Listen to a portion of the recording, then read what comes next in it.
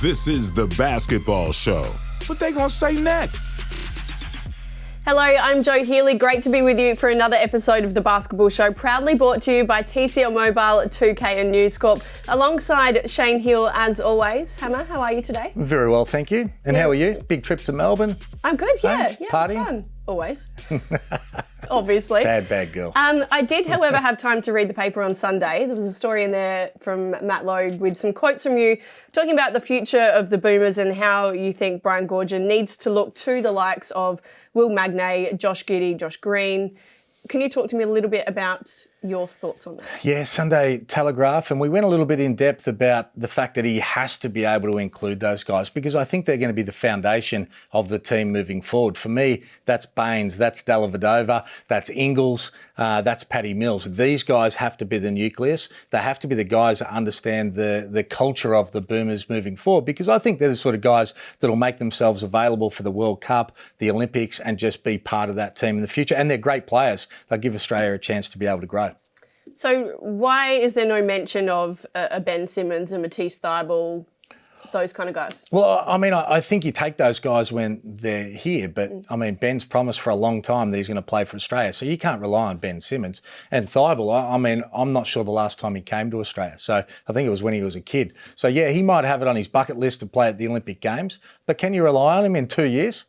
I wouldn't think so. I wouldn't think Ben Simmons will be there at the World Cup. So how are you going to build your team if you've got some guys moving forward? A different mentality, guys that are making tens and hundreds of millions of dollars, don't have the same passion as a Joe Ingles that wanted to play for Australia, or like we did back in the day. Also probably making tens of millions of dollars. Yeah, but he's old school. He's grown up learning the culture through the Australian way. So what's the difference? Why would you put Josh Green in one category and a Ben Simmons and Matisse Thybulle? Because Green's there playing with the Mavs, doing really well when he gets his opportunity. What's the difference? Well, I think he's grown up playing for Australia. He said that's what he wants to be able to do. It becomes a priority.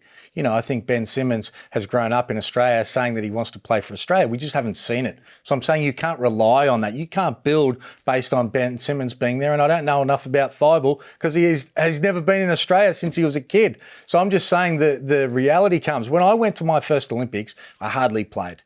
And then I started the World Cup 2 years later, and then I started at the next 3 Olympic Games. So you need to blood these young guys, get them in. They're all NBA caliber players. They're going to be there for the long term. They're stars. All right, let's get into our TCL starting five. LaMelo Ball is back from injury, finally. 2 games in now, 11.7 rebounds, 8 assists, including that crazy full court assist to Miles Bridges. Those two are awesome to watch together. And today, 14, 6 and 5 and 4 steals as well. Do you think he can get that Rookie of the Year title back? It might be gone, I think.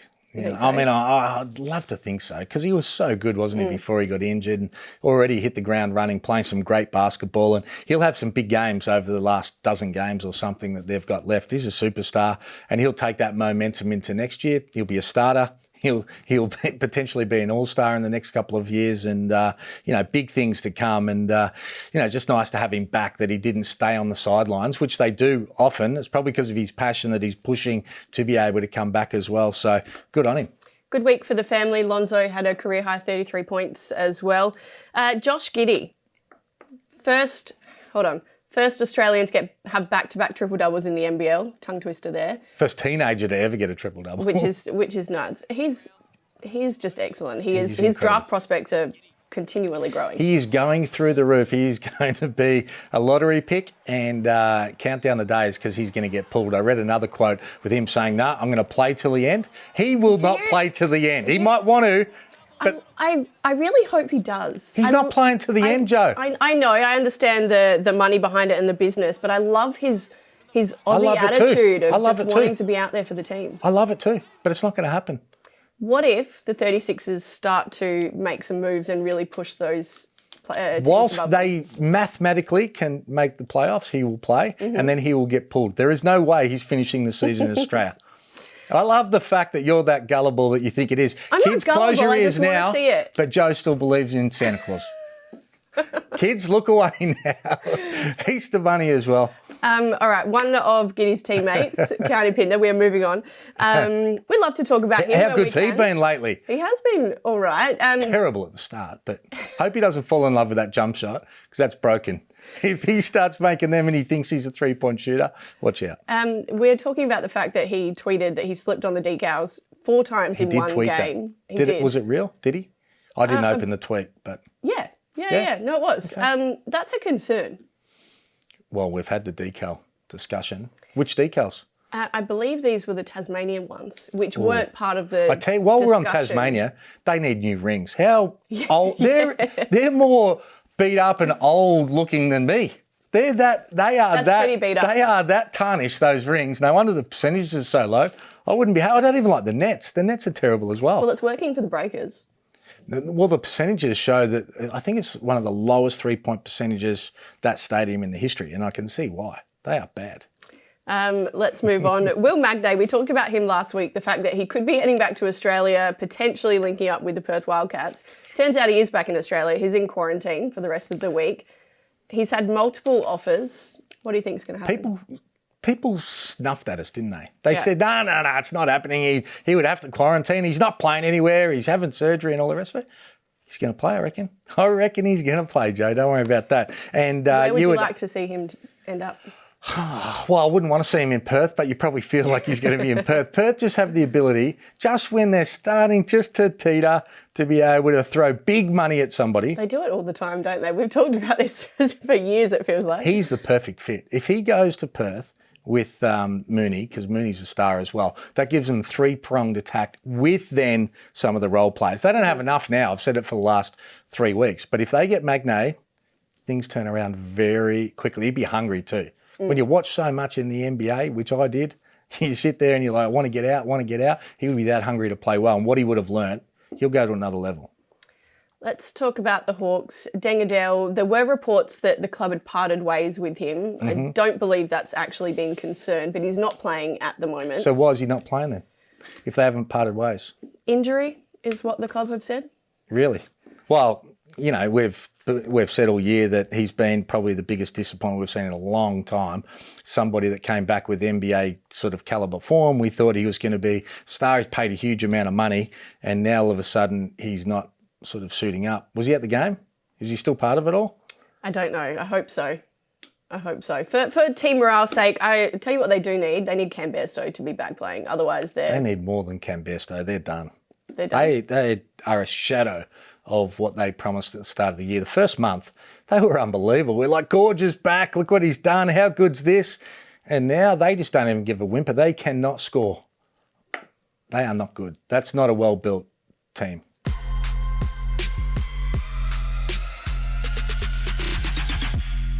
Let's bring in former NBL MVP Derek Rucker for points made this week. Derek, hello to you.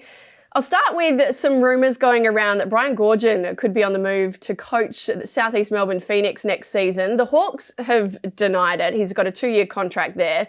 But in theory, if this was to happen, do you like the move? Look, it's very tough, and these situations are delicate, Shane. As we know, there are a lot of close relationships at play in this. Dori Kordahi and Brian Goorjian, longtime friends. Dori seems to feel like he was one of the primary reasons why Gorge came back. Now, if things aren't going well, and look, we need to touch on something else that's going on down there as well with Deng Adel, but if things aren't going to plan down there and they feel that they need to shake it up, certainly I'd be doing everything I could to keep Brian Goorjian down there and not let him go to a team that's got so much promise like the Southeast Melbourne Phoenix, which is where I think no doubt he would be headed, Shane.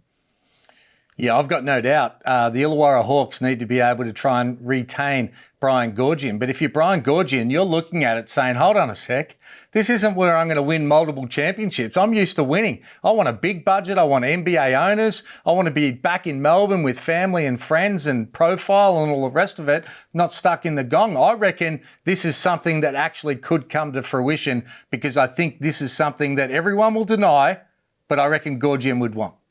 But, you know, so much is just hinged on the performance of Deng Adel. If he was only getting them 13 points a game instead of the 5, maybe they are a championship contender. Well, who recruited him? Where did he come from? We wanted to get Dori on be able to ask these questions. Who recruited Deng Adel and paid him that much money and now he's not even playing? I think it's a worthy question to find out, who's making those decisions down there. Maybe we need to get Director Dave on that for next week in that case. Let's keep things moving. Melbourne United had a big win over the Kings over the weekend. A little bit of frustration creeping in for Chris Goulding, though. Kind of pretended to ditch a ball at the referee. Hammer, if he was any other player in the NBL, he would have got a tech, right? See, Joe, this is your hate for Chris Goulding, isn't it? You just don't I like do the not, guy. I you like Chris Goulding. I'm asking you the question.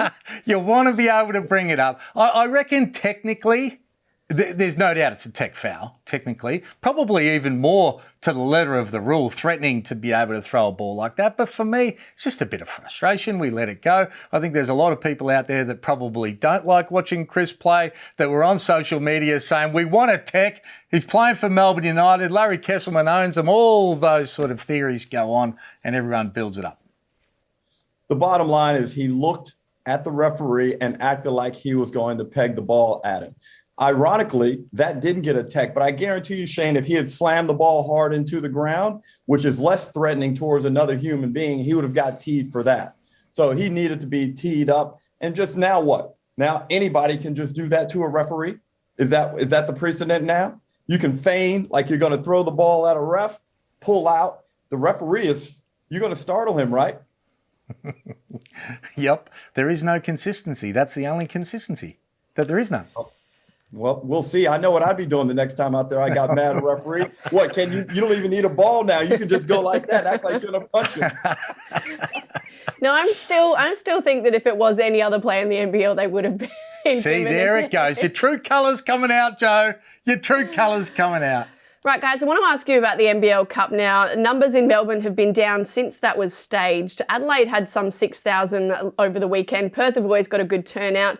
If it was up to you, where would you hold the NBL Cup next year? Because it feels like Melbourne isn't the right place for it.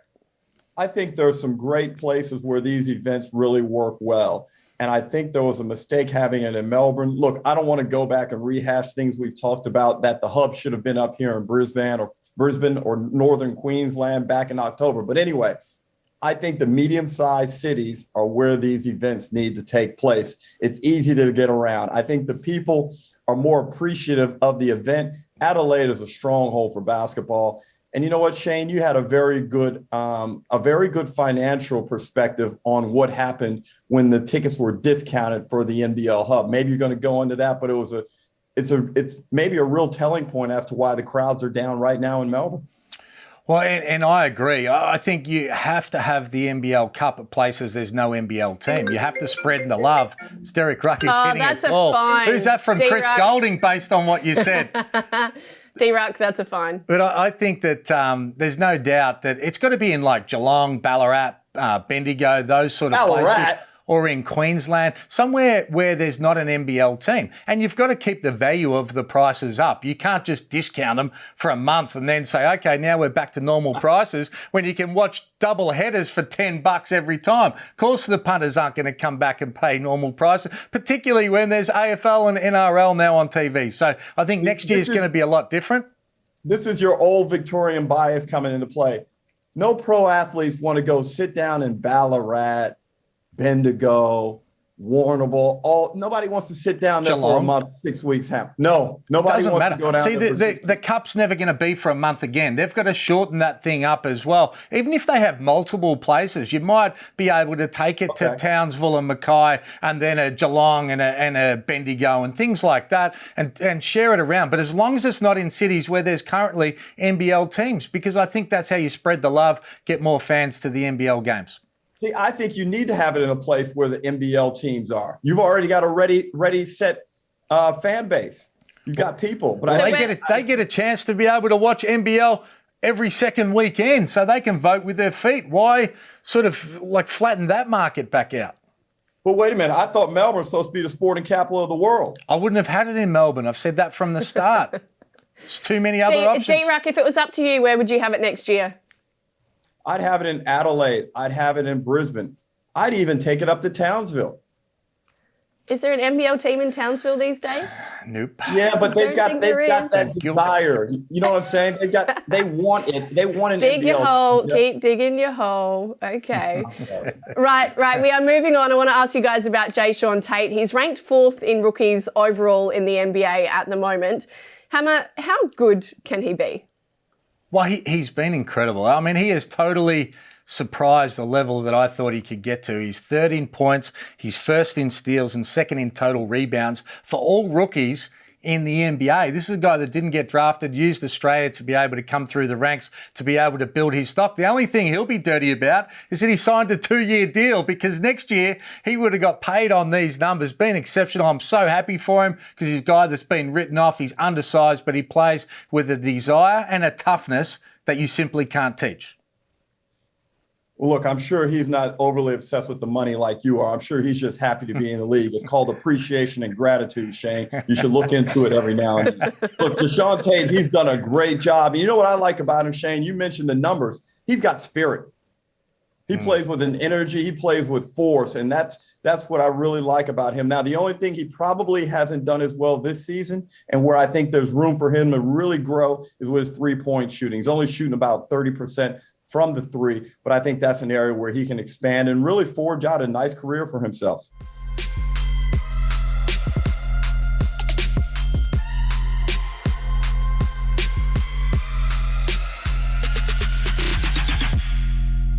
All right, that's all we've got time for Points Made. D-Ruck, we're going to get you to stick around now. We're going in depth thanks to 2K.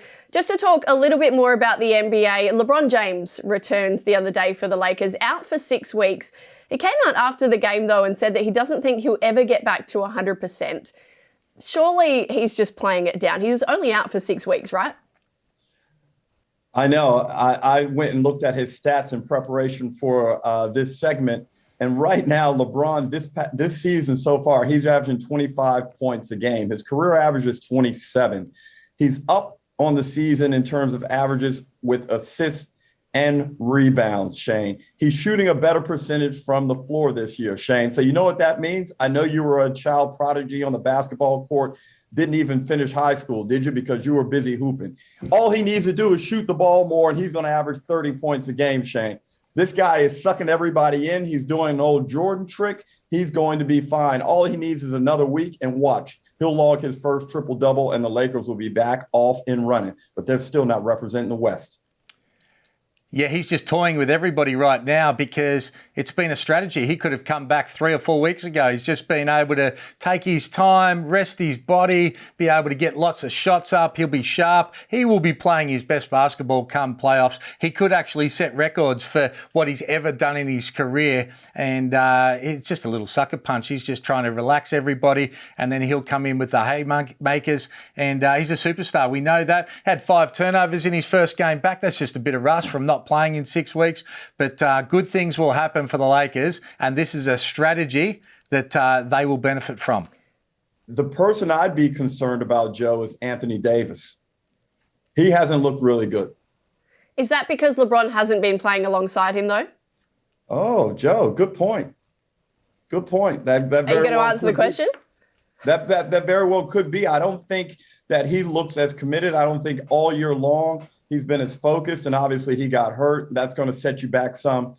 I'm just not sure. I'm not sold. I thought last year he struggled until he hit that big shot against Denver, and then that kind of set him off. But look, he's got a lot of work to do to get himself back up to that level because the Lakers need him there to win a championship. Well, I think the other thing too is with those 2 guys out, maybe they got more guys that can contribute come playoffs as well, because they've had to stand up and to be able to get it done, get enough wins without their 2 superstars. And I think it'll be enough time for them to be able to get right, and come playoffs, they're going to be successful again.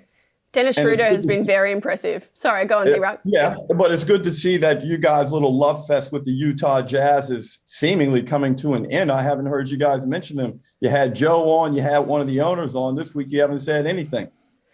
Funnily enough, I was just about to ask you. Well, I haven't believed that they were going to win it at all. I mean, at one stage you said Phoenix is going to win the whole thing. Haven't heard from that lately either. You still think they're going to... I said Phoenix is coming out of the West. Who's the number 1 seed right now? And we're going to get on to my man Chris Paul in a minute here. Well, I think Phoenix is Lakers are winning. West. Lakers are winning the West. Don't worry about that. Go on, D-Ruck. I'll ask you about that now. The MVP conversation. Nikola Jokic has got it for all money. Talk to me about Chris Paul, though. Jokic, look, he's had a really good year. Like, I'm not trying to put him down or disparage what he's done. His statistics are great. He's going to work. He's doing some things we've never seen from a big man before. But he hasn't affected the team's win-loss needle in the same way that Chris Paul has. Chris Paul has taken that team, which has been a joke of a franchise since 2013, 2014. They won 48 games in that year. Just 2 years ago, they won 18 games only, Joe. This year, they're first in the West. Now, granted, the Lakers have been, they've been hurt. We talked about that. But I still think Phoenix is the best team. They're the most dangerous team. They've got a lot of pieces, and they're a real threat. Utah hasn't been able to handle Phoenix this season. Hammer, thoughts on that? Well, they have been. I mean, everything Derek said is right, but he hates Chris Paul. Go ahead and say it. You hate Chris Paul. I like Chris Paul. He's done a great job. Everything you just said has been great. He's got a superstar playing beside him, and he's been able to make him better as well. There you go. You had to take away from the guy. So no, but that's what the good players do. They can play well together, and I think when you're a point guard, you want to actually play with good players next to you. That's when you play your best basketball, so you can play well, and your teammates are playing well at the same time. Chris Paul's been able to do that, but I'm just not sure they're going to be able to come through against a full-strength Lakers team that have been rested, and that's what they're getting ready for. It's almost like Phoenix are going to, we're first in the West, but it's not about being first in the West. It's about coming out of the West, and it's about being able to win long, hard series against deep teams with superstars, and that's what LeBron's getting ready to be able to do. All right, guys, that may have been his MVP soliloquy of the whole season, Joe. I mean, I'll give you an applause on that one. Very good job, Shane. Derek just proving that hair doesn't grow on rock. I want to ask you about superstars. So Luka Doncic joined Russell Westbrook, Oscar Robertson and Magic Johnson as the only players with 30-point, 20-assist triple-doubles. How good can Luka be? Wow. I mean, that's a big one. I mean, as long as he continues to stay focused, I think, as Shane just alluded to, they've got to work out that Porzingis situation. I think he needs an athletic scorer to go alongside of him that can take away some of the physical burden. I mean, Luka, every game, he takes some type of fall or tumble, and it looks like he's going to be out for 3 weeks. But in terms of his basketball brain, I don't think I've seen a brain like this maybe since Bird and Magic. He's just so far ahead of the play. And, now that he has that three-point ability also, that's the difference between him and some of the other guys. He's not afraid to let that thing launch and really stretch defenses. And then the big body, Joe, the ability to handle the ball. He's a lot to handle. And, I would say MVP 2 years from now. Well, and I think the big question mark for him, we've seen statistically he can do anything. He's such a tough matchup because of his body type, but he can score inside. He gets to the free throw line. He's got his step back. You just can't defend it of what he's able to do. What he has to be able to show now is can they put the pieces around him to be able to turn his game into being able to win a championship. And they're the pieces that have to be placed. And we've spoken about Porzingis. I don't think he's the right fit next to him. Needs somebody that is actually going to embrace that Luka is one of the superstars of the competition and is prepared to be able to run with him, run off him, be happy for Luka's success, and then build his game around it as well. Porzingis isn't that person. What kind of player do you think would fit in there, Shane? Well, I guess it depends. I haven't really thought about it, but if you're talking about some of the all-time greats that some of these other players are being able to play with, then what about a Kawhi Leonard? What about some of these guys that would be great around him as well? Because I think that would take pressure off the other superstar as well. And someone who can defend. Kawhi Leonard would be that perfect person. And it sounds like he's looking for another stop as well because things aren't working out with the Clippers with him. Oh, you got some info? Well, it just sounds like I read the other day that he wants to build super teams and didn't work out at this stop, so he'll work for the next one. He wants things on his own terms. Hey, Joe, hold on. I don't know how long you've known Shane, but you got to get used to his little ploys. He gets some intel right and it's really specific, but then he tries to protect his intel and then he goes vague. That's what he just did. Oh, yeah, I just read it on sportsillustrated.com. Man, give up the sources. Right, quick one, just talking about the Mavs, and Josh Green popped into my mind. Question without notice. Josh Giddey is about to be selected as a lottery pick. Where do you think he should end up? I would love Golden State have a high pick, don't they? I think they do, yes. They have Minnesota's pick. But is that the right fit for a Giddey? Yes. Yeah, I agree. I think that's the perfect pick because he doesn't have the pressure on to be able to shoot him. With Clay coming back and you've got two of the best shooters of all time, he's the perfect scenario for a pass-first, up-tempo point guard that can run, create, rebound as well because he's a tall guard. It would be perfect for him to land in a situation like that and not a whole lot of pressure on because you've got other guys that can pick up the slack at the scoring end because he's not going to be a big scorer. He's going to be a facilitator. And I think when you got veterans like that would help someone like Josh Giddey, would make it just a seamless transition to the NBA. What a group to be able to learn from if he was able to land there. And Golden State are not far away. They are not far away. They've beaten some really good teams this year, basically with Steph and Kelly Oubre. The rookie Wiseman is going to be good. He's a big, athletic, young kid. I mean, you add Giddey in there and all the penetration lanes and the ability to create and unselfishly want to make other people better. That's the thing. And Steph is probably one of the top 3 superstars in league history that guys want to play with. Wouldn't you say, Shane? I agree. I just love that balance of him being able to go there. I think Kerr would be good for him, Draymond Green as well. What a veteran to be able to have somebody take under your arm like that. And I think it'd be a good fit. I hope he ends up there. It's super exciting. You see how good my knowledge is, Shane? When you need help building that Flames roster, dude, you let me know. I'll send you the invoice. You've been helping. Little birdie tells me it's just about built anyway. Watch this space. All right, D-Rack, thanks so much. We'll chat to you next week.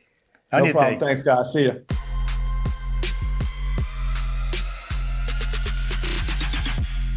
All right, that's all we've got time for. Hope you guys enjoyed the show. Thank you to TCL, 2K and News Corp as well.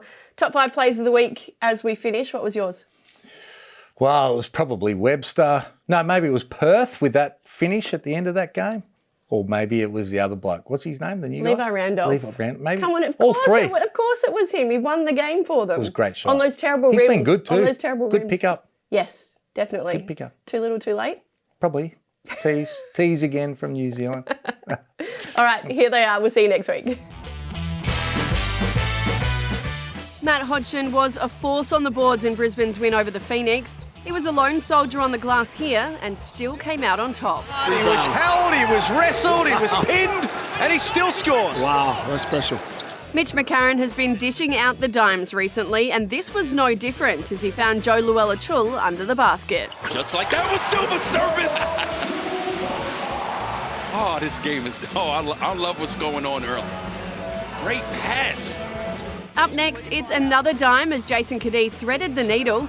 Nathan Sobey with the and one. Cadet, outstanding pass for Nathan Sobey. Wow.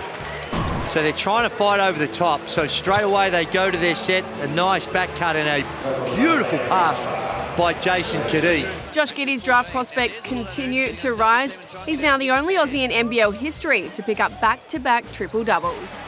Giddey. Foul counts. There we go, fellas. What a way to pick up your second straight triple-double. What a week it has been. And he knows it. Look at the little smile. He knows. He knows it, yeah. Well done, young fella. Well done. This kid's unbelievable. And finally, it's the buzzer beater reigning supreme. Levi Randolph sinking the Wildcats at the death. For the win. That will be the win. Levi Randolph fades away. Referee said hang on. Levi Randolph 1-on-1 top of the key against Mitch Norton. What a play. This is a co-production by News Corp Australia and Closer Sport.